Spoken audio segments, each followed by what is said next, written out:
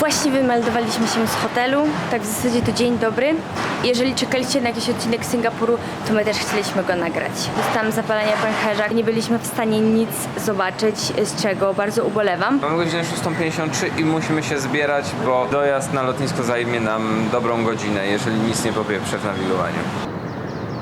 To lotnisko w ogóle tutaj jest jakby z przyszłości, jest gigantyczne, ale jest genialnie dopracowane. Naprawdę jest przepiękne. Czuć po zapachu, że tu jest właśnie taki klimat wilgotny. Te warunki są tu zapewnione, żeby te rośliny wszystkie mogły rosnąć. Myślę, że to jest jedno z najładniejszych lotnisk, jakie miałam okazję widzieć.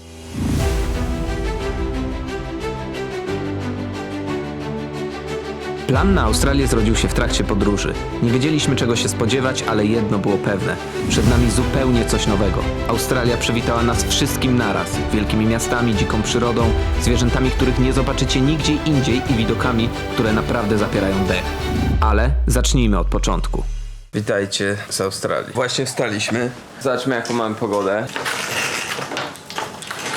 Ciężko coś powiedzieć, natomiast zdążyłem zauważyć, że ludzie chodzą w podkoszulkach i raczej w spodenkach. Dzisiaj mamy mieć 34 stopnie, czyli to jest mega dużo, ale obecnie jest 28. Tylko że tak, ma dziś pojawić się deszcz, niby, i ogólnie to ma wiać. Pierwsza ciekawostka o Melbourne. Jeżeli pogoda na zewnątrz nie odpowiada, to poczekaj chwilę. Tutaj pogoda zmienia się co chwilę, są w ciągu dnia 4 pory roku, więc jeżeli pogoda nie odpowiada, wystarczy chwilę poczekać i wyjść z taką, jaka ci akurat odpowiada.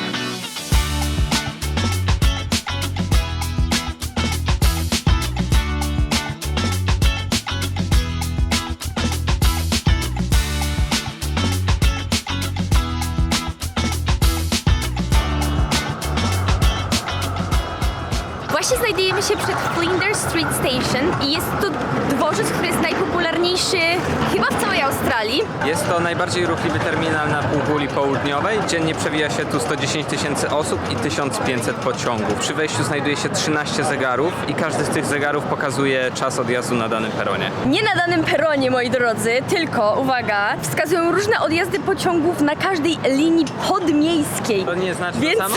nie. Tramwaje w centrum Melbourne są darmowe, także myślę, że to ułatwia komunikację. Wyobraźcie sobie, jesteście sobie w mieście i spieszcie się gdzieś i nie musicie myśleć o żadnym bilecie, tylko po prostu wskakujecie i wyskakujecie na przystanek. Zajebiście, to nie? Nie no, to on się zatrzymuje, nie trzeba.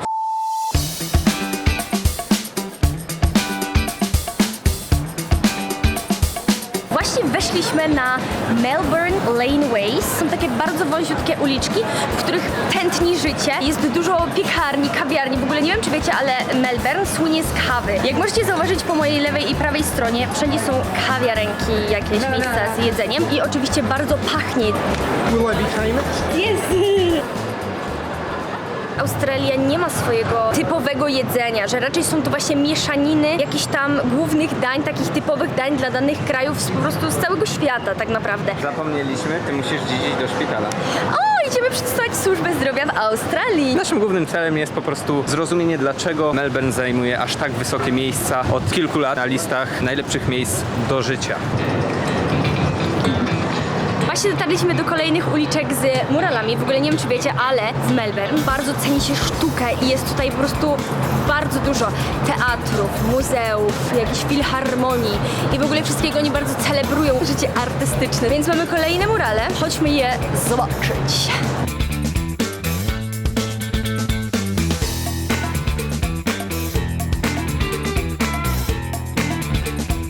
Jest tego bardzo dużo. Tutaj mamy jedną uliczkę, teraz idziemy w drugą.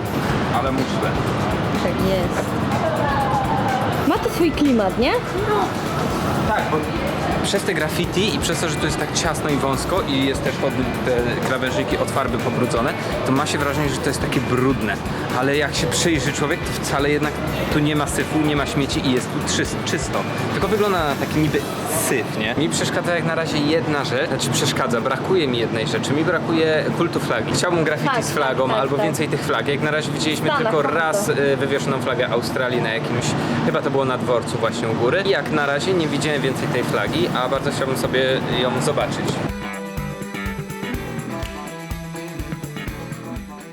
Nie ma tutaj za bardzo żadnych ładnych takich murali. Jest to fajnie pomazane, ale jest to bardziej tak pomazane, w sensie nie ma tu żadnego takiego, który by bardzo przykuwał wzrok, jak to było na przykład w Miami, na Wynwood Walls. Jest to fajne, bo jest to kolorowe, ale nie ma niczego takiego, które by dłużej przyciągnęło wzrok.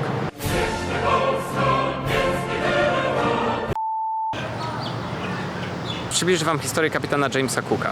Jego dom znajduje się właśnie za mną i z ciekawszych rzeczy ten dom został wybudowany w Anglii i po prostu tu został przeniesiony. Kapitan James Cook był organizatorem i kierownikiem 3 wypraw dookoła świata. Finalnie zmarł w potyczce z tubylcami na Hawajach i jego dom został tutaj przeniesiony jeszcze za jego życia, ale on nigdy w nim nie mieszkał, ponieważ jak wiecie, nie było mu to pisane. Każda cegła była po prostu rozebrana i ponumerowana i później jak zostało to przetransportowane tu do Melbourne, zostało złożone od początku. Jest to jeden z najbardziej znanych podróżników na świecie.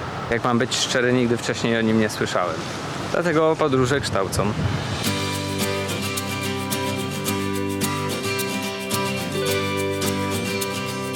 Nie mogę uwierzyć w to, że to jest w centrum miasta.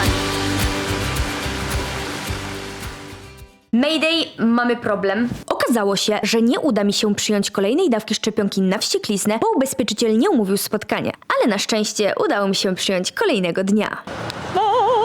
Mamy to.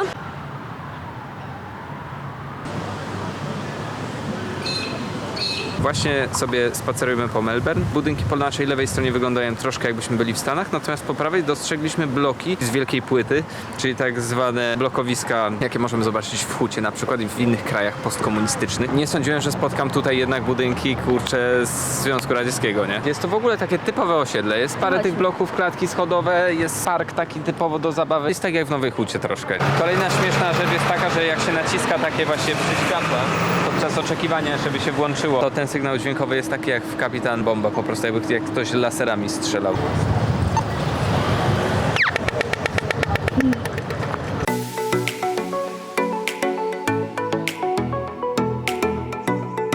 Właśnie idziemy na Melbourne Skydeck, żeby sobie popodziwiać trochę miasto z góry. To będzie chyba 88 piętro. Jest chyba całkiem wysoko i właśnie jesteśmy bardzo ciekawi wyglądu tego miasta z góry. To jest gigant, na który idziemy. Zobaczymy jak to wygląda z góry, nie? Jak to jest duże, bo to jest 5 milionów jest ponad mieszkańców, więc powinno być to bardzo duże. Z racji tego, że nie jest tłoczno, to wydaje nam się, że będzie to bardzo rozległe miasto, więc dlatego idziemy do góry, żeby sobie to zobaczyć. Mini poprawka, będzie to 89 piętro. Za bilety zapłaciliśmy prawie $80 australijskich za 2 osoby, dokładnie 79,20. To jest właśnie dobry moment, żeby wam przytoczyć historię powstania miasta Melbourne. Wiem, że założył to chyba John Batman i on w którymś roku po prostu zawarł traktat z aborygenami i przejął jak gdyby tą ziemię, na której została założona właśnie osada, czyli później Melbourne. A Melbourne dlatego, bo wcześniej miało się to nazywać od jego imienia, czyli Batmania. Z racji tego, że to jest kolonia brytyjska, nazwa szybko została zmieniona na Melbourne. Melbourne to była część nazwiska premiera.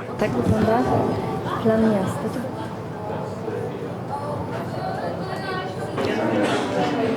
O, wow, ależ to wygląda cudownie. Uwaga, jesteście na to gotowi? 3, 2, 1, bam!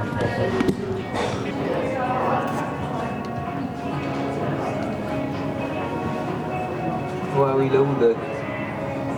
I co, wygląda to dobrze, co nie? Jest przepięknie. W ogóle nie sądziłam, że jesteśmy aż tak blisko, że mamy tak blisko do wody. Teraz widać, że to miasto jest bardzo rozległe.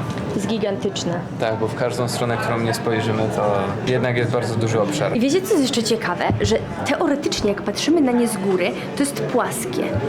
Ale jak chodzimy po nim, to właśnie płaskie nie jest. I to jest dla mnie zagadka. Jeszcze zobaczymy z tamtej strony, bo Tak. rzeczywiście widzimy tylko takie 180 stopni w tym momencie. Za chwilę przejdziemy na drugą stronę, to zobaczymy. Ale naprawdę miasto jest bardzo rozległe i jest bardzo zielone. Polecam wam zawsze, jak będzie w jakimś dużym mieście, zacząć po prostu od czegoś takiego, bo łatwiej jest z góry wybrać sobie punkty, które później chcecie zobaczyć. Łatwiej też się rozeznać, gdzie się dokładnie znajdujecie, gdzie macie jakieś atrakcje, które chcecie zobaczyć, więc zawsze fajnie jest od tego zaczynać. To jest taka rada ode mnie.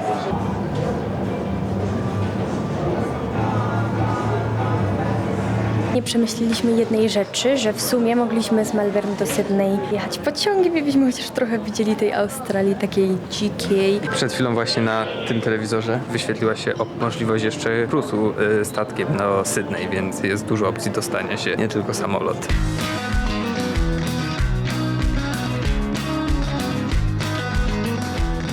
To są te straszne pająki w Australii.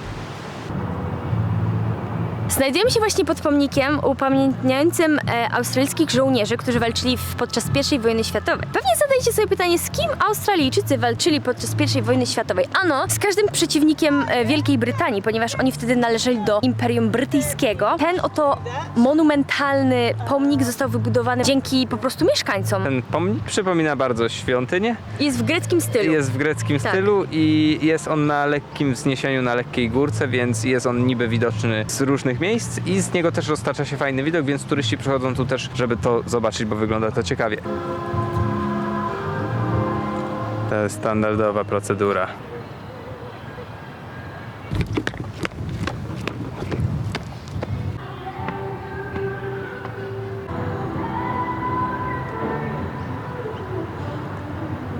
Ciebie kameruję, ciebie. Daj spokój.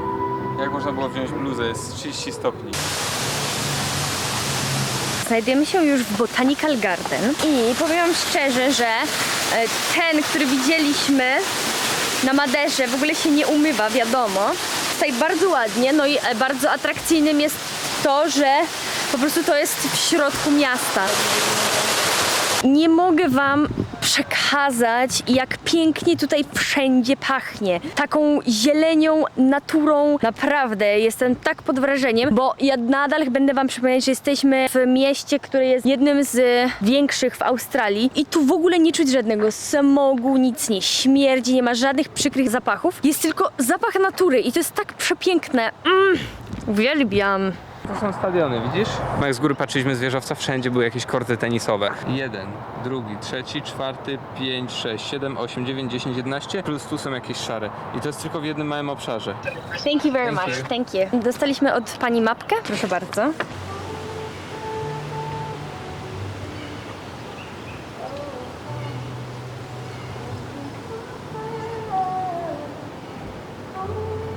Najfajniejsza rzecz w tym całym parku botanicznym jest taka, że przede wszystkim jest to za darmo. 2, jest to w centrum miasta. 3, można chodzić gdzie się chce.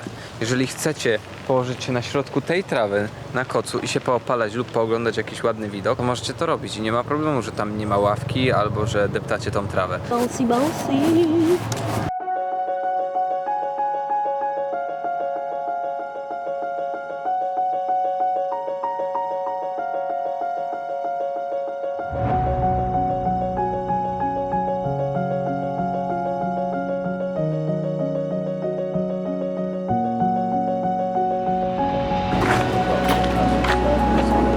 Duże drzewo, co?